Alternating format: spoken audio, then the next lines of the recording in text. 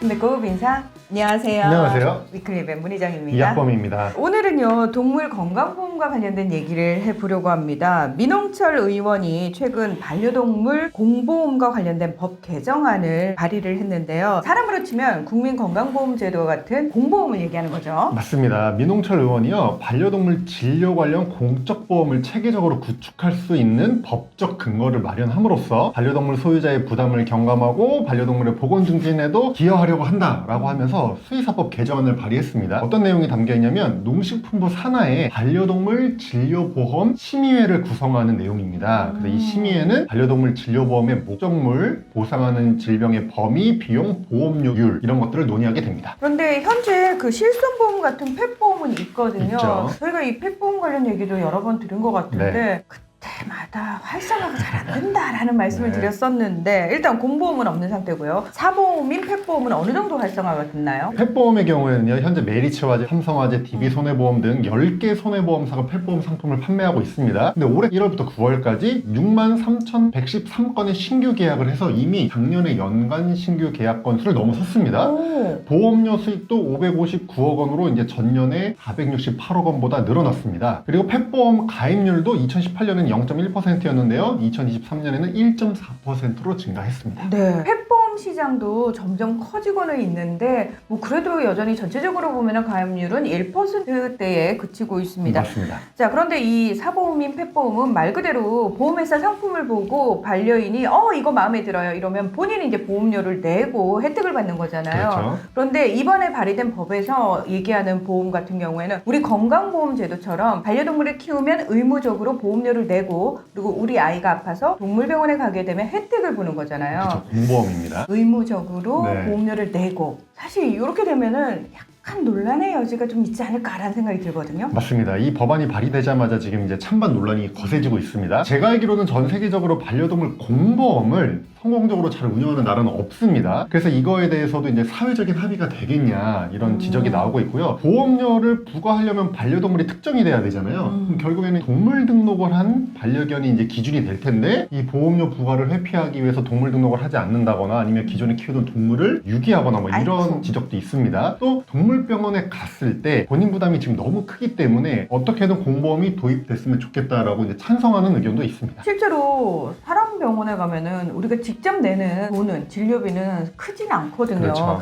그런데 이제 동물 병원에 가면은 그런 게 없다 보니까 그냥 이런 표현 좀 그렇습니다만 생으로 왕창 내야 되는 상황이 벌어진단 말이죠. 그래서 더 비싸게 느껴지는 게 없잖아 있어요. 맞습니다. 항상 이제 그게 문제죠. 실제로 동물병원과 사람병원의 진료비 차이가 있는 게 아닌데 네. 사람병원은 본인 부담금 일부만 내고 동물병원은 이제 100% 다니다 보니까 동물병원이 상대적으로 비싸게 느껴지는 경향이 많습니다. 저도 얼마 전에 갑자기 아파서 제가 응급실에 갔다 왔는데 네. 전체 진료비가 56만 8,490원이 나왔습니다. 네. 근데 그중에 제 본인 부담금은 14만 4,210원이었습니다. 오. 그것만 내고 나온 거죠. 심지어 본인 부담금 중에서도 제가 가입되어 있는 실손보험에서 12만 9,210원을 제가 돌려받았습니다. 맞아요. 그러니까 제 주머니에서 실제 나간 돈은 지금 15,000원이거든요. 만약에 그냥 가정을 하는 거죠. 이 응급실과 똑같은 진료비를 가지고 있고 똑같은 진료를 하는 동물병원이 있었다. 그리고 거기서 똑같은 진료를 받았다라고 하면은 56만 8,000원을 전부 내야 됐겠죠. 그러니까 우리는 사실 병원비가 비싸다라는 느낌 자체를 거의 못 받는데 네. 동물과 관련해서는 정반대의 생각을 하게 되는 이유가 워낙 진료비가 비싸게 느껴져서 그러는 거거든요. 맞습니다. 그래서 반려동물도 공보험이 필요하다라는 그런 얘기가 나오고 있는 거고요. 맞습니다. 근데 그 수의사분들은 좀 어떤 생각인지 궁금해요. 의견이 다 다르시지 않을까 싶기도 하고요. 네, 보호자분들도 이제 찬반 논란이 있는 것처럼 수의사들끼리도 찬반 논란이 있습니다. 요즘에 워낙에 경기가 안 좋다 보니까 사보험이든 공보험이든 어떻게든 이제 보험이 활성화돼야 보호자분들의 부담이 줄어들어서 동물병원에 더 오게 될 거다. 그래서 이제 공보험에 찬성한다 이런 긍정적인 입장이 있습니다. 또 어쨌든 공보험 제도가 도입이 되면 국가의 재정이 투입이 돼야 되잖아요. 그렇죠. 그러니까 어쨌든 지금보다는 도움이 될 거다 뭐 이런 의견을 얘기하시는 분도 있고요. 또 보호자분들이 진료비 부담이 줄어야 동물병원에 조기에 오기 때문에 동물도 질병을 조기에 진단 치료할 수 있기 때문에 동물복지에도 도움이 될 거다 이렇게 찬성하는 입장이 있습니다. 반면 공보험이 도입이 되려면 이제 수가가 측정이 돼야 되는데 그렇죠. 의사도 수가 협상에 매번 실패해서 저수가가 측정되는 경우가 많아요.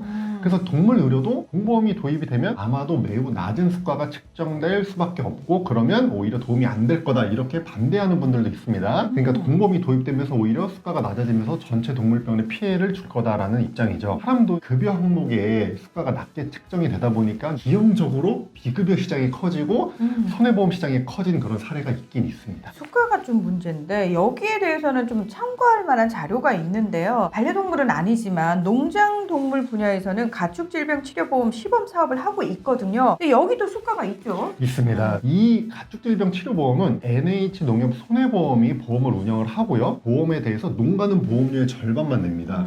그리고 정부가 나머지 보험료 절반을 납부해주는 이런 시스템입니다. 올해 시범 사업이 종료가 됐는데 보험에 가입했던 농가들 대상 설문조사에서 굉장히 높은 만족도가 나와서 사업이 계속될 것으로 보입니다. 여기도 이제 수가가 있습니다.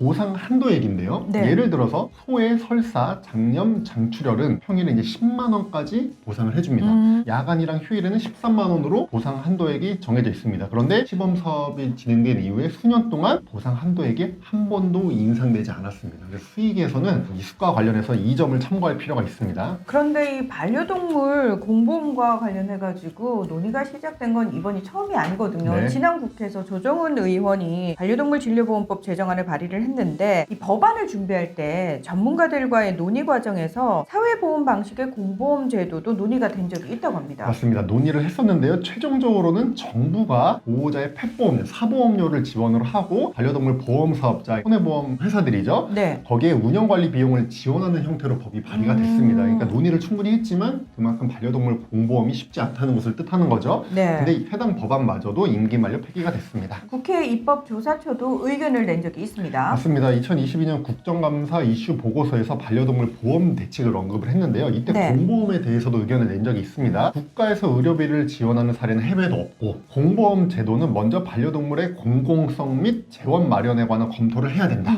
정부 재원이 투입돼야 될 정도로 반려동물 의료가 공공성을 띠고 있는지 확인을 해봐야 된다는 거고요. 사람의 건강보험 제도는 돈을 많이 버는 분들이 보험료도 많이 내잖아요. 네. 그러니까 소득 재분배 기능도 가지고 있는데 과연 반려동물 공보험도 이런 소득 재분배 기능을 넣어야 되는지 뭐 이런 고민도 필요하다는 거죠. 그리고 재원 마련에 대해서는 보유세 도입을 고려할 수 있다. 이 정도로 언급을 한 적이 있습니다. 그러니까 반려동물을 키우고 계신 분들에게 보유세라는 명목으로 세금을 걷는다. 네. 이런 얘기죠. 당장 공보험을 도입하자라는 얘기가 아니고요. 이걸 준비하기 위해서 심의회를 만들어서 운영하자라는 법안이거든요. 네. 정확히 말을 하면은 네. 뭐 아직 법안이 통과된 것도 아니고 맞습니다. 그래서 저는 사실 어떤 내용들이 담겨 있는지가 더 궁금했어요. 그리고 이 공보험에 찬성하시는 분들, 반대하시는 분들, 그럼 하면 범위는 어디까지 해야 되고 어떤 문제점이 있을 수 있는지에 대해서도 조근조근 좀 짚어주셨잖아요. 저는 그냥 이게 도입이 되든 안 되든 간에 이런 논의가 시작됐다는 것 자체가 굉장히 의미가 있다라고 생각을 하고 맞습니다. 내가 반려인이라면 더더욱 관심을 가지고 이게 어떻게 정착이 돼야지 우리 동물들과 인간이 공생하는데 더 도움이 될까를 고민해보는 계기로 만들면 어떨까라는 생각이 들었습니다. 네. 데일리벳에서도 지금 설문조사하고 있다면서요? 네, 데일리벳 홈페이지에서 이 찬반 설문조사를 하고 있기 때문에요. 설문조사에 참여해 주시고 댓글로 의견도 남겨주시면 도움이 될 것 같습니다. 네, 이왕이면요. 그냥 저는 했으면 좋겠어요. 이게 아니고 왜 해야 되는지에 대해서 충분히 생각을 해보시고 또는 이거는 별로 불필요할 것 같습니다. 왜냐 하면요. 이러고 좀 고민을 해보신 다음에 설문에 응해주시면은